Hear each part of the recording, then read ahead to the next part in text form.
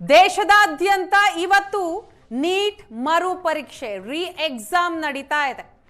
ಈ ಸಂದರ್ಭದಲ್ಲಿ ತಡವಾಗಿ ವಿದ್ಯಾರ್ಥಿನಿಯರು ಬಂದು ಅವಳಿಗೆ ಶಾಕ್ ಆಯಿತು. ನೀಟ್ ಪರೀಕ್ಷೆಯ ದಿನ ತಡವಾಗಿ ಬಂದಂತಹ ವಿದ್ಯಾರ್ಥಿನಿಗೆ ಶಾಕ್ ಆಗಿತ್ತು. ವಿದ್ಯಾರ್ಥಿನಿಯನ್ನ ಪರೀಕ್ಷೆ ಬರೆಯೋದಕ್ಕೆ ಸಿಬ್ಬಂದಿ ಬಿಡಲಿಲ್ಲ. ಬೆಂಗಳೂರಿನ ಆರ್ಸಿ ಕಾಲೇಜಿನ ಕೇಂದ್ರದಲ್ಲಿ ನಡೆದಂತಹ ಘಟನೆ ಇದು. 2 ನಿಮಿಷ ತಡವಾಗಿ ಬಂದು ವಿದ್ಯಾರ್ಥಿನಿ, ಆ ವಿದ್ಯಾರ್ಥಿನಿಗೆ ಸಿಬ್ಬಂದಿ ಶಾಕ್ ನೀಡಿದ್ರು. ಗೇಟ್ ಬಂದ್ ಮಾಡಿದ ಬಳಿಕ ಓಡೋಡಿ ಬರ್ತಾಳೆ ವಿದ್ಯಾರ್ಥಿನಿ. 2 ನಿಮಿಷ ತಡವಾಗುತ್ತೆ. ಪೋಷಕರು ವಿದ್ಯಾರ್ಥಿನಿ ಈ ಸಂದರ್ಭದಲ್ಲಿ ಕಣ್ಣೀರು ಹಾಕಿದ್ದಾರೆ. ಆದರೂ ಕೂಡ ಸಿಬ್ಬಂದಿ ಮಾತ್ರ ಒಳಗಡೆ ಬಿಡಲಿಲ್ಲ.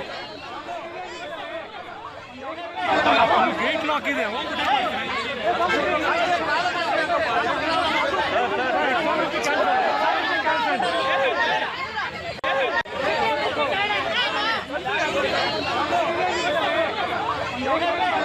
ಗೇಟ್ ಲಾಕ್ ಇದೆ.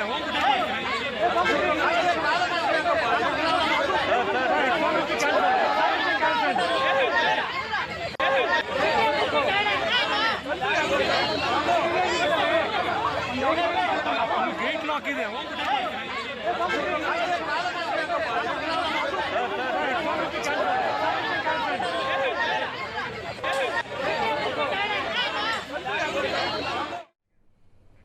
ಇನ್ನು ಕೊಪ್ಪಳದಲ್ಲೂ ಕೂಡ ನೀಟ್ ಪರೀಕ್ಷೆಗೆ ತಡವಾಗಿ ಬಂದಂತಹ ವಿದ್ಯಾರ್ಥಿನಿ ಪರೀಕ್ಷೆಗೆ ಅವಕಾಶ ಕೊಡುವಂತೆ ಗೇಟ್ ಎದುರು ನಿಂತಲು ವಿದ್ಯಾರ್ಥಿನಿ.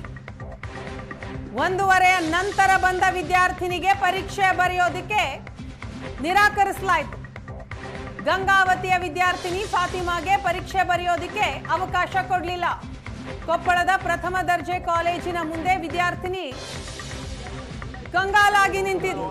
2 ಗಂಟೆಯವರೆಗೆ ಅವಕಾಶ ಇದ್ರೂ ಕೂಡ ವಿದ್ಯಾರ್ಥಿನಿಗೆ 1:30 ನಂತರ ಪರೀಕ್ಷಾ ಕೇಂದ್ರದ ಒಳಗಡೆ ಹೋಗೋದಿಕ್ಕೆ ಸಿಬ್ಬಂದಿ ಅವಕಾಶವನ್ನ ಕೊಡ್ಲಿಲ್ಲ. ಕಣ್ಣೀರು ಹಾಕಿದ್ಲು ವಿದ್ಯಾರ್ಥಿನಿ. ಗಂಗಾವತಿಯ ವಿದ್ಯಾರ್ಥಿನಿ 1:30 ನಂತರ ಬಂದಿದ್ದಕ್ಕೆ ವಿದ್ಯಾರ್ಥಿನಿಗೆ ಪರೀಕ್ಷೆ ಬರೆಯೋದಕ್ಕೆ ಸಿಬ್ಬಂದಿ ಅವಕಾಶ ಮಾಡಿಕೊಟ್ಟಿಲ್ಲ. ವಿದ್ಯಾರ್ಥಿನಿ ಕೇಳೋದು 2 ಗಂಟೆವರೆಗೂ ಕೂಡ ಅವಕಾಶ ಇದೆ, ಆದ್ರೂ ಯಾಕೆ ಒಳಗಡೆ ಬಿಟ್ಟಿಲ್ಲ ಅಂತ. ಗಂಗಾವತಿಯಿಂದ ಬಂದಿದ್ದಾಳೆ ಪರೀಕ್ಷೆ ಬರೆಯೋದಿಕ್ಕೆ ಫಾತಿಮಾ ಎಂಬ ವಿದ್ಯಾರ್ಥಿನಿ. 1:53 ಬಂದಿ ಸರ್. 1:30 ಅಲೋ ಲಾಸ್ಟ್ ಅದಕ್ಕೆ ಅಲೋ ಇಲ್ಲ ಅಂತ ಈಗ ಒಳಗೆ ಹೋಗಿದ್ದಾರೆ ಅಲೋ ಇಲ್ಲ ಅಂತ ಹೇಳಿದ್ರು ಸರ್. ಎದಕ್ಕೆ ಲೇಟ್ ಆಯ್ತು? ಗಾಡಿ ಕೆಟ್ಟೋಗಿತ್ತು ಸರ್. ಅರ್ಧ ದಾರಿಯಲ್ಲಿ ಒಳಗೆ ಹೋಗಿದ್ರೆ ಏನು ಅವಕಾಶ ಕೊಡ ಅಂತ ಕೇಳಿದೆ ಸರ್. ಇಲ್ಲ ಅಂತ ಹೇಳಿದ್ರು ಸರ್. 1:30 ಲಾಸ್ಟ್ ಅಂತ ಸರ್. ಬಯೋಮೆಟ್ರಿಕ್ ಇದೆ. ನಾ ಗಂಗಾವತಿ ಲಸಿ ಬಂದಿ ಸರ್. ನಡಕ್ಕೆ ಗಾಡಿ ಕೆಟ್ಟೋದು ಸರ್. 12 ಗಂಟೆಗೆ ಬಿಟ್ಟಿವಿ ಗಂಗಾವತಿ ಎಲ್ಲ. ಇಲ್ಲಿಗೆಲ್ಲ 1 ಗಂಟೆಗೆಲ್ಲ ಬರ್ತೀವಿ ಅಂತ ಬಂದಿವಿ ಸರ್. ನಡಕ್ಕೆ ಗಾಡಿ ಕೆಟ್ಟೋತು. ಅಲ್ಲಿ ಲಸಿ ಬಂದಿವಿ. ಅಲ್ಲಿ ಲಸಿ ಬಂದು ಮತ್ತೆ ಇಲ್ಲಿ ಅದೇನು ತೆಗಿಸ್ಬೇಕಂತಂದ್ರು ಸರ್. ಫಾರಮ್ ಏನೋ ತೆಗಿಸ್ಬೇಕಂದ್ರು. ಹಂಗಾಗಿ ಲೇಟ್ ಆಯ್ತು ಸರ್. 1:53 ಒಳಗಡೆ ಹೋಗಿದ್ದಾಳೆ ನಮ್ಮ ಮಗಳು. ಅಲ್ಲಿ 1:30 ಲಾಸ್ಟ್ ಟೈಮ್ ಅಂತ ಹೇಳ್ತಿದ್ದಾರೆ ಸರ್. ಹಂಗಾಗಿ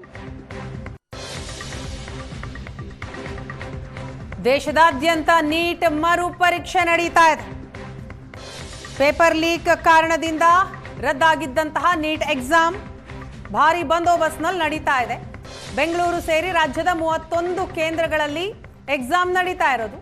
1:30ಗೆ ಗೇಟ್ ಬಂದ್ ಮಾಡಿದ್ದಾರೆ. ಸಂಜೆ 5 ಗಂಟೆವರೆಗೂ ಪರೀಕ್ಷೆ ಇರುತ್ತೆ. 1:30 ಆದ ತಕ್ಷಣ ಸಿಬ್ಬಂದಿ ಗೇಟ್ ಲಾಕ್ ಮಾಡ್ತಾ ಇದ್ದಂತಹ ಸಂದರ್ಭದ ದೃಶ್ಯವನ್ನ ನೀವು ನೋಡಿದ್ರಿ. ಮಲ್ಲೇಶ್ವರಂ ಕೇಂದ್ರದ ಗೇಟ್ ಅನ್ನ ಬಂದ್ ಮಾಡ್ತಾರೆ.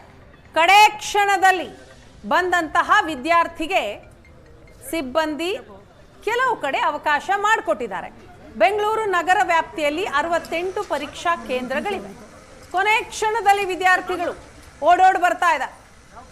1:30ಗೆ ಗೇಟ್ ಲಾಕ್ ಆಗತ್ತೆ. 1-2 ನಿಮಿಷ ಲೇಟ್ ಆಗಿದ್ದಕ್ಕೆ ಕೆಲವು ಕಡೆಗಳಲ್ಲಿ ವಿದ್ಯಾರ್ಥಿಗಳಿಗೆ ಎಕ್ಸಾಮ್ ಬರೆಯೋದಕ್ಕೆ ಅವಕಾಶ ಕೊಟ್ಟಿಲ್ಲ.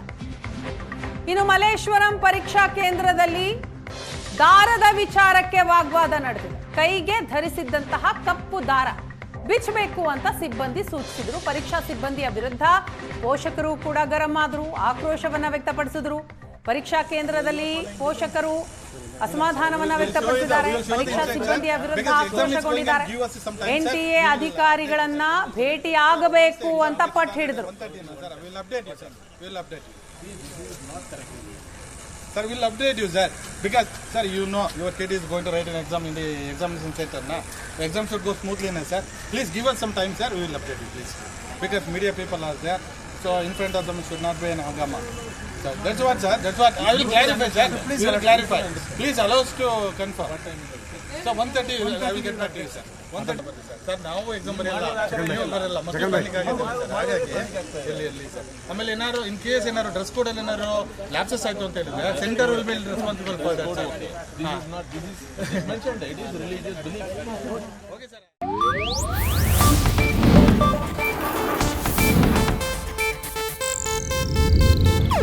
ಇದು ಏಷ್ಯಾನೆಟ್ ನ್ಯೂಸ್ ನೆಟ್ವರ್ಕ್ ಪ್ರಸ್ತುತಿ.